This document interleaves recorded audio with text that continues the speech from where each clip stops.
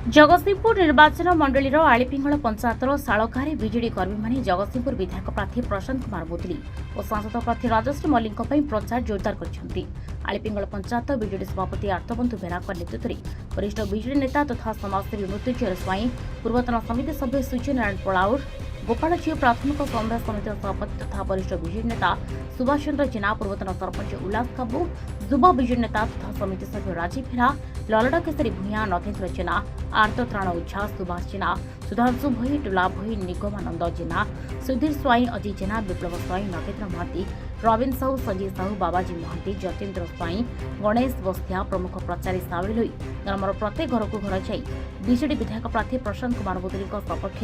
विपुल संख्याରେ आशीर्वाद करने निवेदन करते एपरिक जगतसिंहपुर निर्वाचन मंडलीर विकास धारा को आगे ने बीजेडी विधायक प्रार्थी प्रशांत कुमार मुदुली को विजय कराइबा सहित नवीन बाबू को षष्ठ थर मुख्यमंत्री करने जोड़ी संख्याରେ मोहर मारिबा को अनुरोध करथिले। प्रशांत भाई आमर द्वितीय थर ठिया प्रार्थी होती बीजेडी दलर से नवीन पट्टनायक चिंताधारा को पाथेय कर विकास धारा को आगू को नापी आज आमको सबू गाँ गाँ रे प्रचार प्रसार करने पठे से कथा को आम ग्रहण करी आम चिरंजीवी बाबू आ प्रशांत बाबू को हाथ मुठा को टाण करने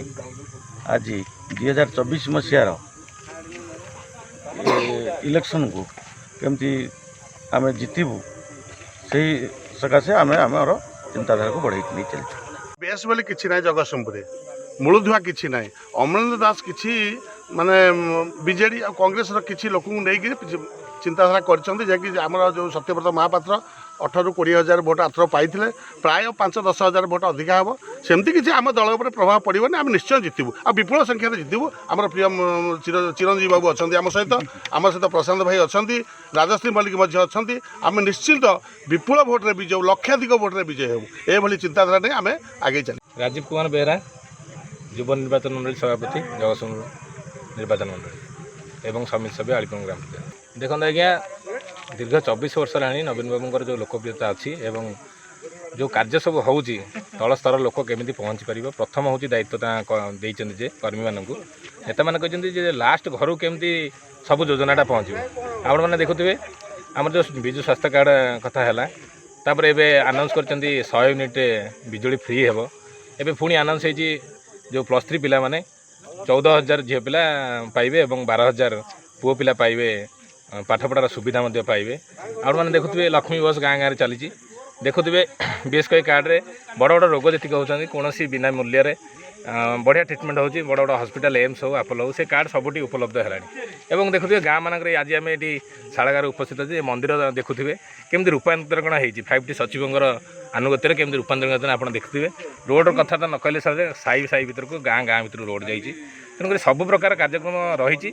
कार्यक्रम आगक चलो विकास गोटे राति अधिया प्रोग्राम नुहे आज है काली सरीज विकास गोटे continue process progressive is a continuous process ही चलो आम विजन रखिचु माननीय मुख्यमंत्री जो कहते 2036 मसीह ओडिशा को 100 वर्ष पूर्ति हम 1 नंबर रे केमी इंडिया नुहे सारा पृथ्वी में केमी 1 नंबर होगी आम राज्य उभर ता प्रति माननीय मुख्यमंत्री सब सचेतन होगी अच्छा। मु आर्तबंधु बेहरा आलीपिंगल ग्राम पंचायत विजु जनता दल सभापति बहुत भल रही आम पंचायत आमर कौन